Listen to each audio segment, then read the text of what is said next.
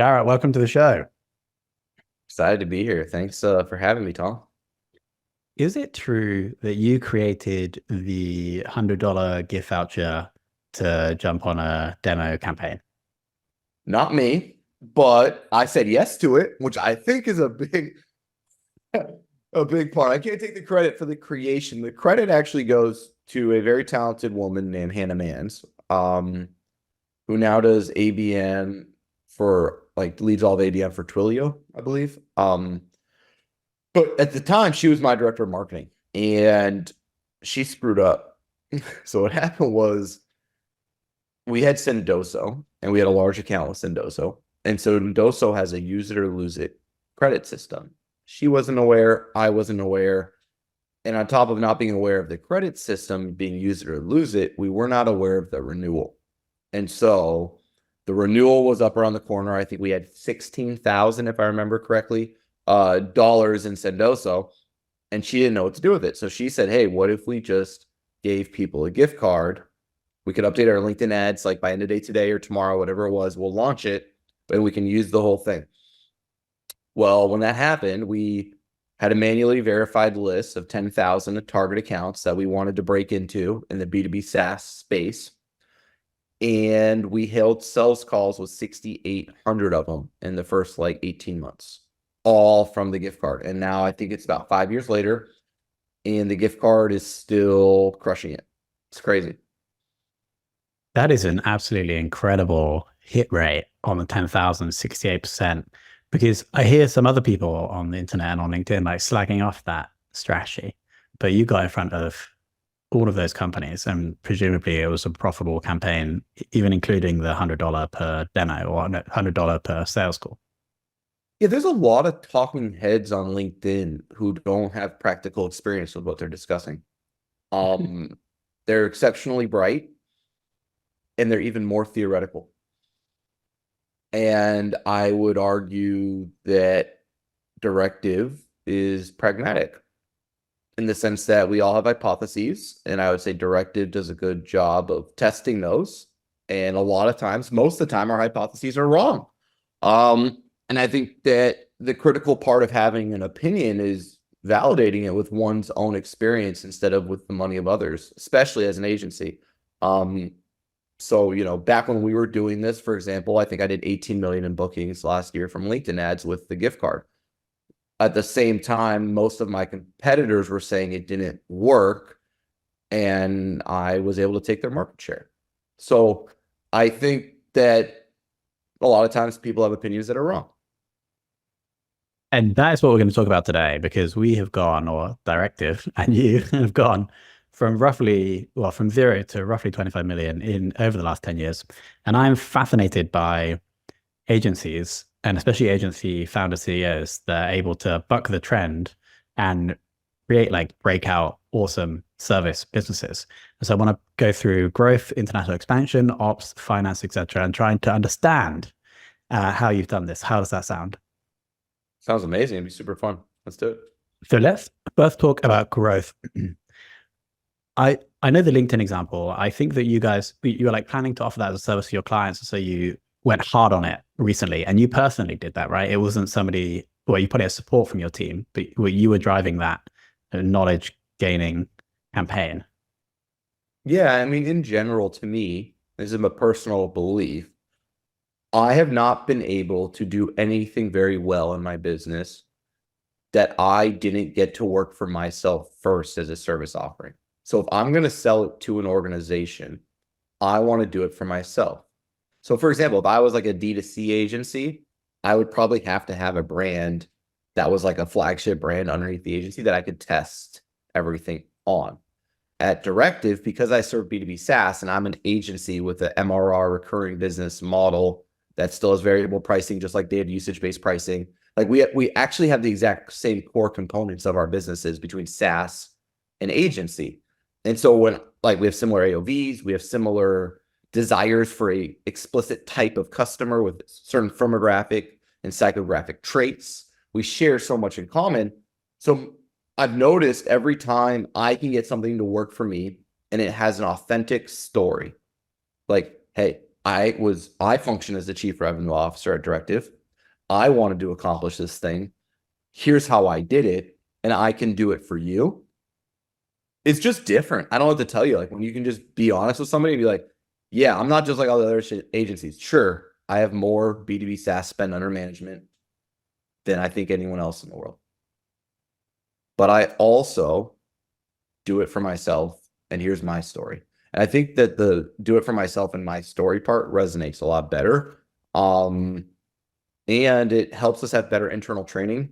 It helps us have better hiring. We have a true innate understanding through proximity and actual application of how to get something to work. And that experience translates across the firm into our talent, into our onboarding, into our training, into our SOW, into our deliverable. And it's not theoretical and it's not in the clouds. It's like pragmatic and applicable. And I think that's why we're able, for example, LinkedIn, no one is good at LinkedIn advertising. There's not a large labor pool. If you audit the accounts, it's almost always set up wrong. And for a long time when I audited Directive's accounts, they weren't set up right. Like just call a spade a spade. Everyone struggles and makes mistakes with this. And if you don't take your deliverable seriously, if you don't inspect your own work, if you don't hold your own team accountable, then on average, agencies can do bad work. And we track essentially client attainment and performance for every account publicly across the whole company to make sure we're not doing it. From middle managers being held accountable to strategists being held accountable to directors being held accountable. And it's not held accountable in some negative sense. It's just a public leaderboard. Are you hitting your client's goals or not?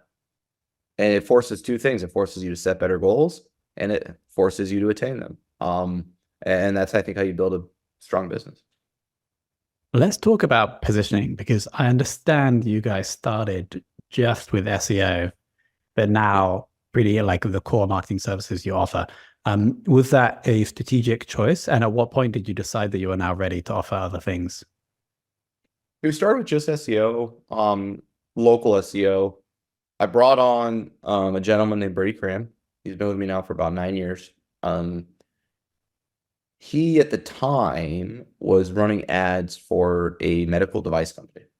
And he had this perspective of post-click that I deeply resonated with. It was this concept that the best way to drive advertising performance is not through button pushing in platform, which I believe is a commoditized thing and will become even more commoditized with AI, but instead your ability to articulate value post-click and to create a unified buying experience. So what did the ad copy say, right? We love to run these headlines now that are all like dynamically created, and ads just don't make sense. It's almost like the art of advertising has lost its soul.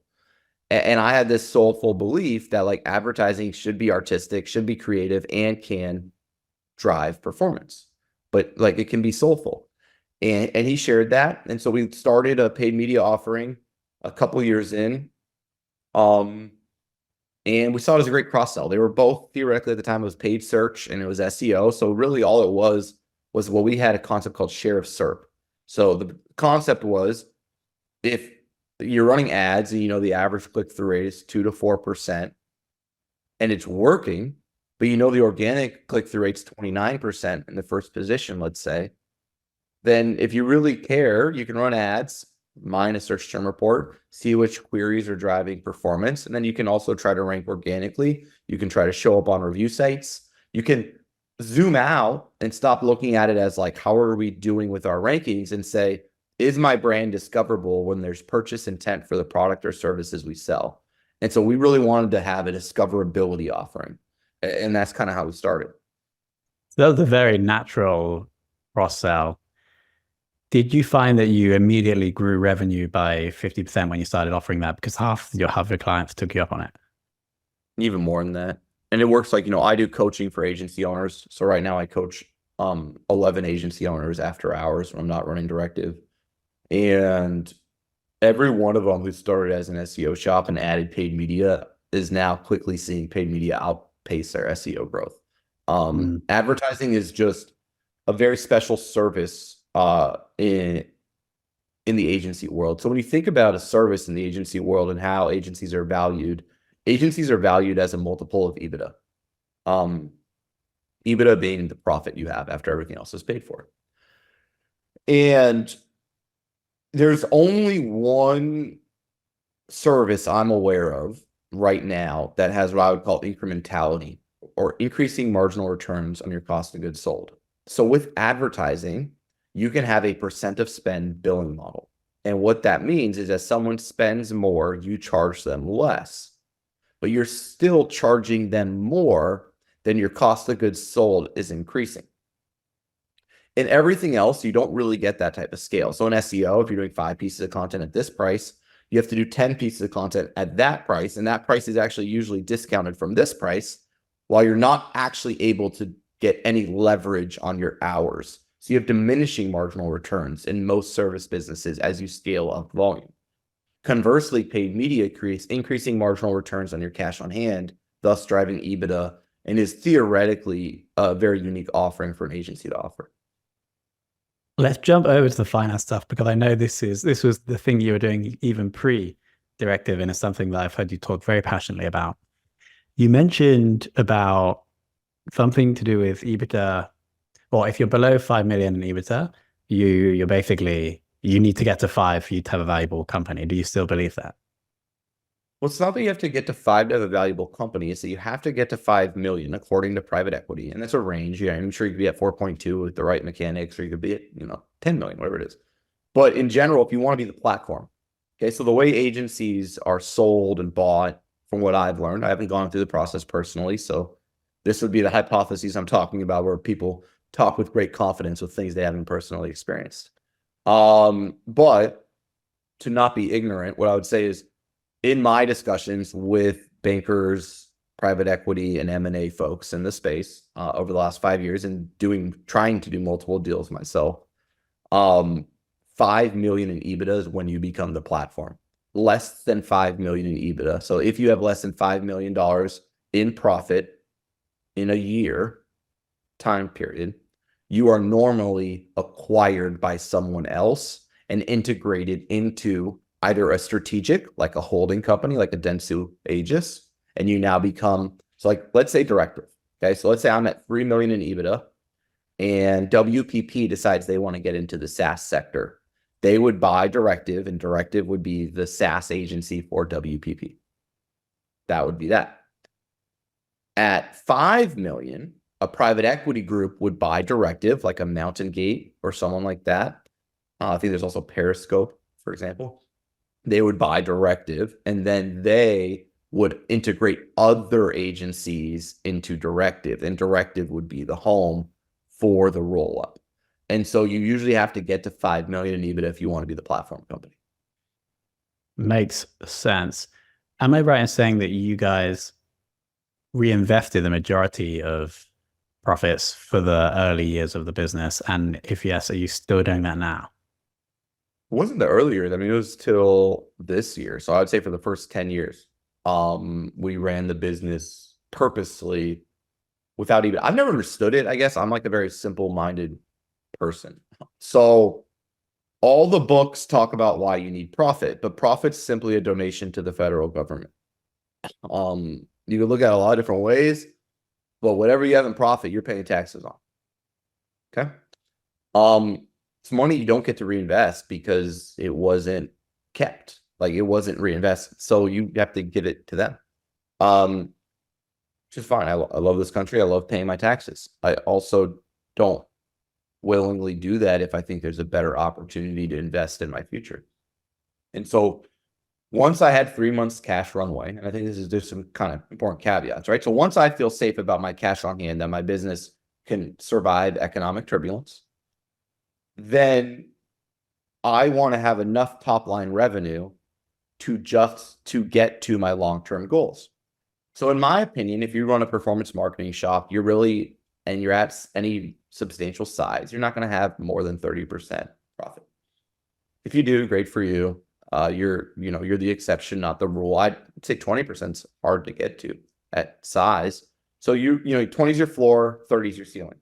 And if 5 million is the floor, if you want to be a platform company, then you're not magically getting to the 5 million through focusing on EBITDA. You're actually getting to the 5 million through focusing on top line revenue growth And then when you're ready to go into EBITDA mode, you can kind of cut expenses and beef up your margins and slow your growth rate. So you can be growing, let's say, at 50% at 5 points EBITDA, and then you can slow down your top line growth rate and grow at 30% and have 20 points EBITDA. You're still an amazing success story at that point. And your business is actually ironically worth more.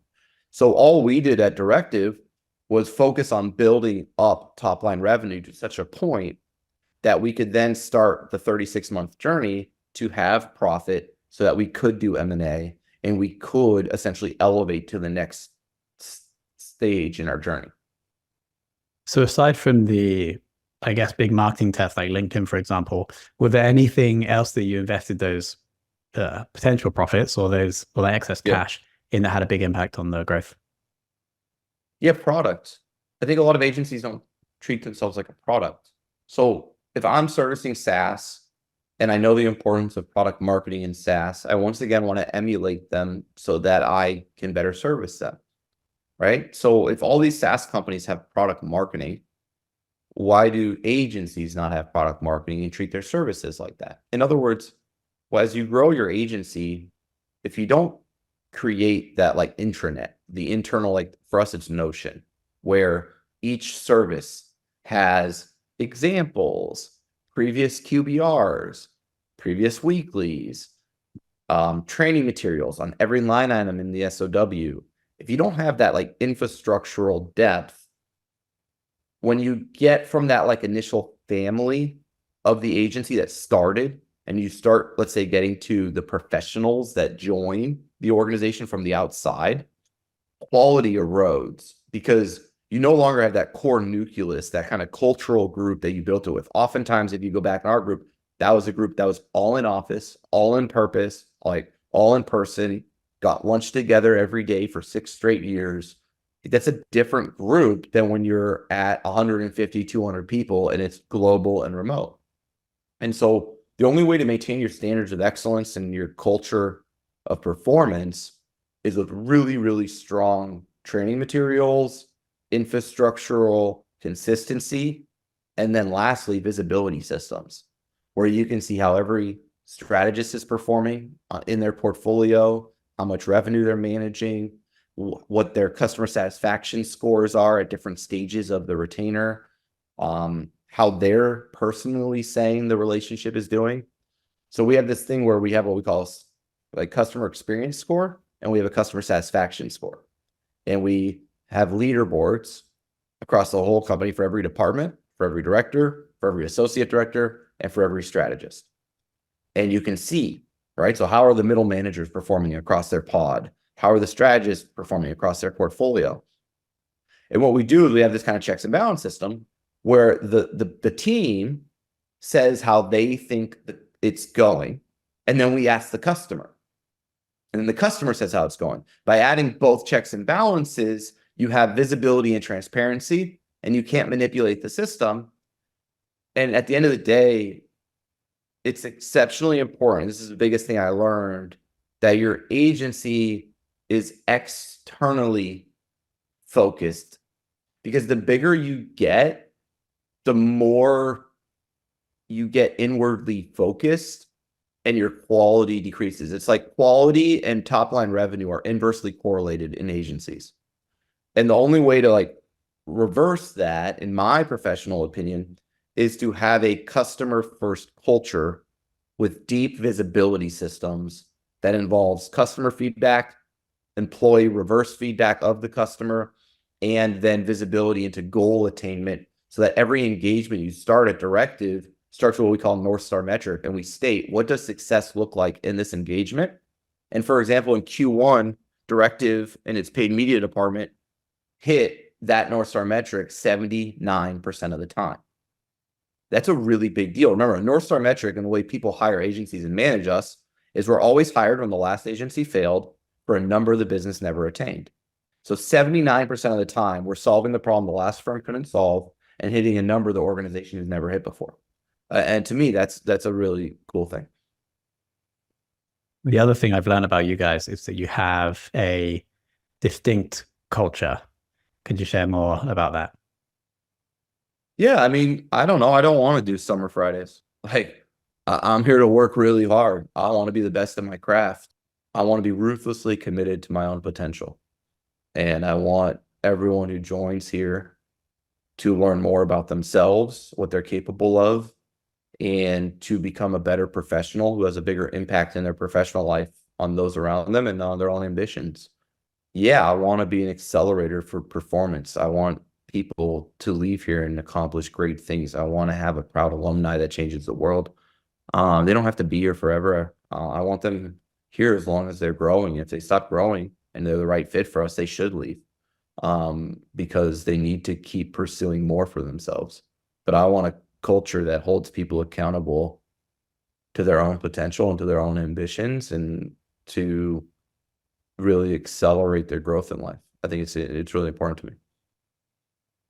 The issues I see is when founders may think like that, but then they're not upfront about it. And so people join and they're not like filtered through. They may come in as someone that isn't like the type of person you want, but because you're so transparent, the filter will be like, someone's only going to get into the business if they agree with you. And then you can build that culture of like ambition and being the best. No, you can't. You have to add one more thing called onboarding. That was our breakthrough. So my business partner, Tanner Schaefer, he does onboarding for the business. Onboarding is nasty, right? You're hiring people because you have a billable utilization need. In other words, there are clients that need service. There's team members that have too much on their plate. There is a real reason you are hiring. 75% of the time, they get out of onboarding. 25% of the time right now, someone gets hired at Directive and they never get out of onboarding. They don't actually get a client. So even with being in business for as long as we've been in, being as honest as we are about our culture, being as intense as we are about our expectations for client success, 25% of the time, the person either can't do what they claimed technically. That happens a lot, right? People come in, we do a practical project presentation where you have to demonstrate your expertise. We miss on that sometimes, or we make mistakes. And then you get into onboarding and you do mock assignments and they don't get out. I'd say that's a small percent. The vast majority of people who don't get out of onboarding is due to entirely controllable things that they just for some reason aren't passionate about when it comes to excellence or quality. I'm talking typos. I'm talking late assignments. I'm talking lack of communication. I'm talking about controllable things. Now, for the first 10 years of Directive, if you get really honest, that 25% of people, my clients would tell me stunk instead of me saying they stunk. Directive doesn't fire people. That's not like how it works. The client says, I don't want this strategist on my account. The problem is most organizations don't have a way of validating it first. And so what our kind of ethos is we don't want to have anyone who works at Directive as a strategist to get out of onboarding if we wouldn't feel comfortable putting them on a family member's account. Very simply put. So pretend a family member comes to you and has a business and says, we want to hire Directive. I want to, at random, close my eyes, point at anyone, and I can give them that account, and I feel confident that they're great. Every agency's got an A team, 3, 4, 5 people. They can put any account on, they crush it. What they don't tell you is they've got a big old bell curve, and it's not that heavily focused in the center. There's a lot of people on the low end of their bell curve, and that's where their churn comes from, and they kind of just exist with it. I'd rather not exist with it and try to filter out people that I don't think can match or exceed my customers' expectations through the onboarding process. So shout out to Tanner first of all. Would you say the onboarding process is like in the top 3 most important processes in the business? It's becoming that. We've only been doing it this way for probably, I think year to date, so 5, 6 months now. We've also never had better revenue retention and higher customer satisfaction scores. So yeah, I would say it's a top part of what is going to allow Directive to sustain its success. It also creates a ton of problems. Like we had to pause sales just now because we don't have enough labor, and I won't take on new clients, and I won't give people more than 5 accounts. So we have this concept called relational capacity, because we have a consulting model where the person talks and pushes the button. So there's no like account managers unless it's like a really large account with a ton of services. But just 75, 80% of accounts have a singular consultant for each deliverable who talks and delivers. Is that So the strategist role you're talking about? that's the strategist role, yeah. So Cool. they talk and deliver, and that to me is a much better customer experience, because I'm not doing this, and then they say, okay, I'll talk to your team, and there's this game of telephone, and it creates this very frustrating relationship, in my opinion. And SaaS marketers are exceptionally well paid, very bright, and very hardworking. You have to be good to service them. They're one of the hardest roles in the world to service, compared to like when I started with more like kind of mom and pop blue collar stuff, where the point of contact isn't technically knowledgeable. Right now, almost every one of my point of contacts can run their own Google Ads campaigns, understands SEO, can fix their own marketing ops. Like, these are very highly capable people, and you have to be able to create value for them. And so, yeah, it's really important. But if you can't, like, onboarding takes time, right? Someone might not get out of onboarding right away. And just because someone struggles at first with onboarding, if they're demonstrating the right behaviors, they want to improve, they're asking the right questions, they don't have typos, and they don't miss due dates, and they're bought in, it's like, let's go ride or die with this person, because they have the character traits of someone who's going to be great, right? Like, those are controllable character traits that make people high performers and great to have in your organization. But that might take longer onboarding, right? And so between onboarding, having really strong hiring systems, we run out of capacity sometimes, and we just got to eat it. But it's either that or burn out your team and then do crappy work. And I'd rather not do that. What is your day-to-day at the moment? And do you see that changing in the next 6 months or so? Yeah, every 6 months, I try to take on a project. So I run Directive in halves instead of quarters.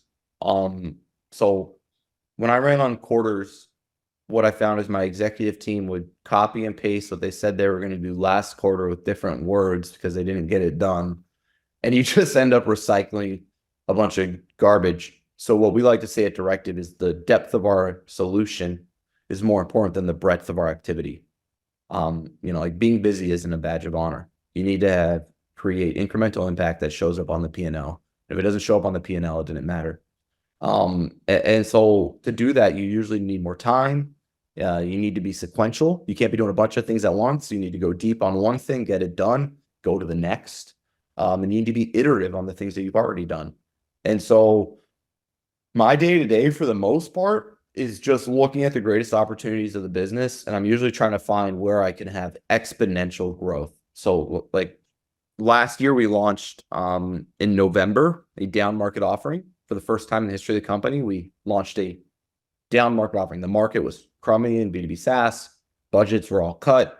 I still had massive pipeline, but I couldn't really close them at my historical price, because I went from being 8 to 13% of ad spend to 30 and 50% of ad spend with my minimum prices, because they just didn't have much budget, right? And so we launched a new offering for $57.50 a month-to-month pricing, flat rate retainer, and 60-day out clause, no long-term contract. That blew up. It's almost doing $3 million in ARR within the first few months. And I got to spearhead, design, build, and launch that entire initiative. So And that's was that why for over like all services, or just a small amount, or one service? No, I built it so that it had paid media, but very scoped down. It had SEO, but very scoped down. It had review sites, but very scoped down. It had landing pages, but very scoped down. It had all the things. I said, okay, if I was the CMO of a B2B SaaS company with limited internal resources and a smaller budget, what are the most effective tactics I've seen, in the last 6 years of servicing B2B SaaS for every day of my life?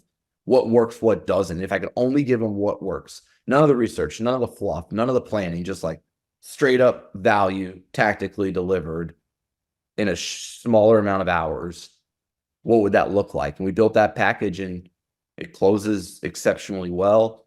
And the business unit has exploded. I think the reason it was successful too is we pre-hired all of it and just bet on ourselves.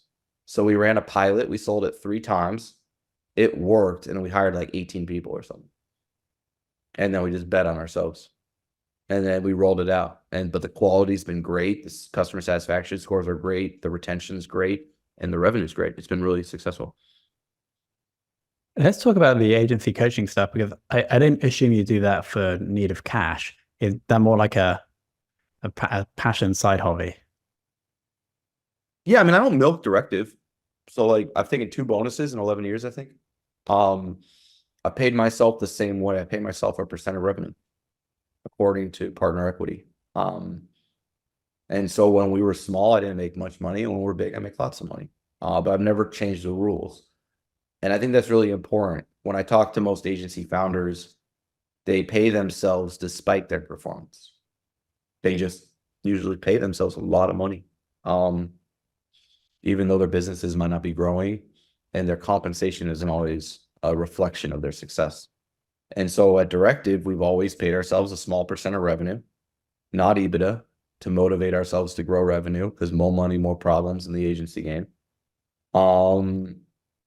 And then if you want to make money, you got to earn it. So when the company lost money in 2023, I lost a lot of money. And when it's making more money, I'm making more money. You know, we're still down from historical highs since Silicon Valley Bank collapsed, and we got to go earn it, right? So we got to have a better strategy. We have to have better execution. We have to have better client success. We have to work harder if we want to make more money.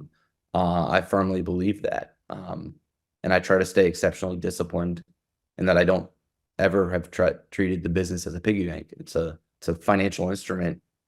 For me, it's almost a sport. It's a game. And the better I play the game, the more money I get to make. And the worse I play the game, the less money I make. And if you keep it authentic and true and you don't cheat, it's exceptionally motivating. I do the coaching because I run a consulting firm. I don't ever want to lose sense of what it is to help others, how to help others effectively. But most importantly, I've been running a simulation for my future for the last 3.5 years, almost 4 years now. I've been doing coaching.